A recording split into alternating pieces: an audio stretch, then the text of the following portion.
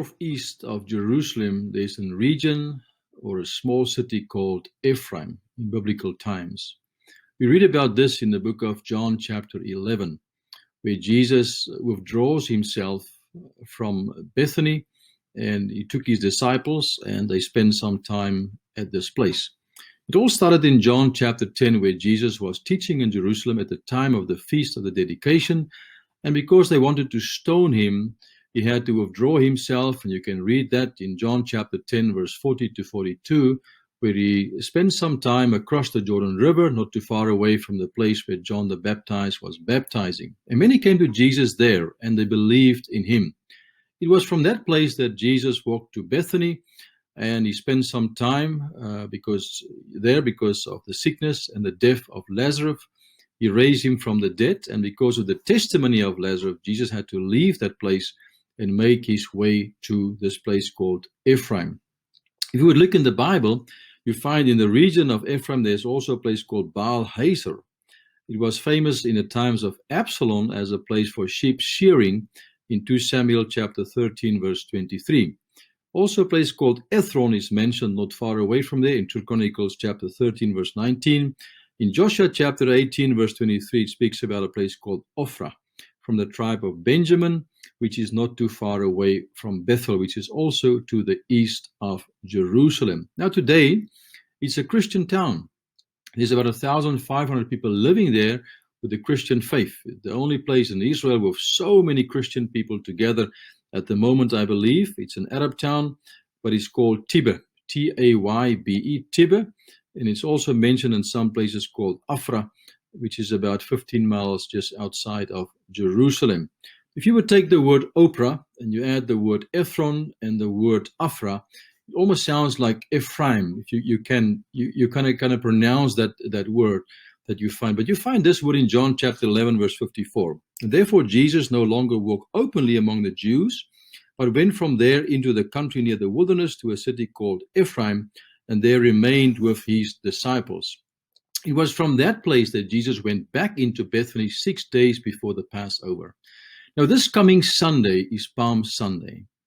That means that tomorrow Jesus entered into Bethany. That means today, which is Friday, the 26th of March, 2021. Today then, Jesus finds himself in this place with his disciples. So why is this important and what did they do there? I thought about Paul at one time in his life where Paul was sending ahead Luke and the other disciples to go to the seashore, a place called Assos, and where they will catch a boat and sail from there to different stops as they made their way into Caesarea and from there to Jerusalem. And Paul knew that from this moment onwards he will be caught and eventually imprisoned. So Paul chose not to walk and to go or to sail at least from Troas to Assos, but to walk by foot.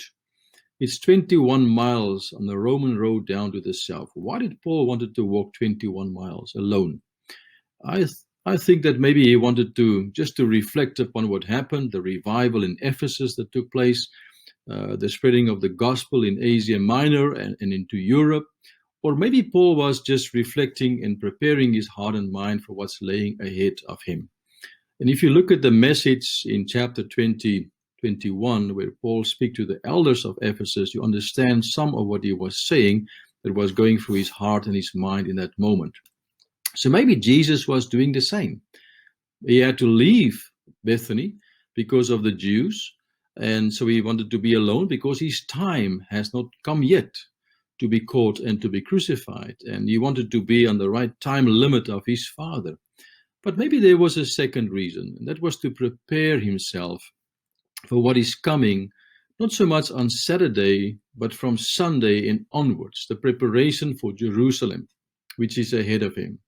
But also then I believe there's a third reason. That's to spend some time with his disciples. That was the last time that they would be together alone in solitude, in silence, just to be away from the masses and all the people that wanted to see them the whole time and just to touch Jesus, that he can just be with his disciples, the ones that he loves so much. And just to have some quality time, to have breakfast, lunch, and dinner, and just to sit and to chat, maybe have a joke, or maybe share something with him from his heart, about what is coming, what's laying ahead, or maybe just the final preparation before he will release them eventually with the Great Commission. But what does it mean for you and for I? Sometimes we have to separate ourselves also from the busyness of life, from the stoning, from the persecution, from the hardship, the trials, all the temptations, just to be alone in the wilderness. We read so many times how Jesus withdraws himself into the wilderness. And sometimes you and I need just a time alone in stillness and solitude and silence, that we can reflect upon what's happening in our own lives and pay attention to that. Or maybe just to prepare ourselves for what lies ahead in next week, next month, next year. We don't know the future, but God knows. And sometimes we just need to be alone, that we can touch base with him and connect, and just to stop, reflect, and reconnect again, that we can get his perspective of what is the next season for your life and for mine. Or maybe just like in the case of Jesus, because of the uncertainty of the future, is to spend some quality time with our loved ones and friends and family members, and build some memories, and just enjoy one another, and just live for today, because tomorrow we might not be together anymore. So we all need an Ephraim in our lives, a time to be away from the busyness of life, or even a time just to prepare ourselves for the day of tomorrow, or simply just a time to have fellowship and communion with one another. And may God use this time, these moments in the life of Jesus, from this moment until Jerusalem, the death, the resurrection, until Jesus went to be with his Father and the Great Commission, all this together. May Ephraim be a place which is real for you too, a place of solitude, to be alone, to prepare yourself, but also at the same time to enjoy quality fellowship with your loved ones. May God bless you in this time, in this season that we enter, as we reflect upon Easter weekend, where Jesus died for you and for me on the cross on Calvary. And may God bless you.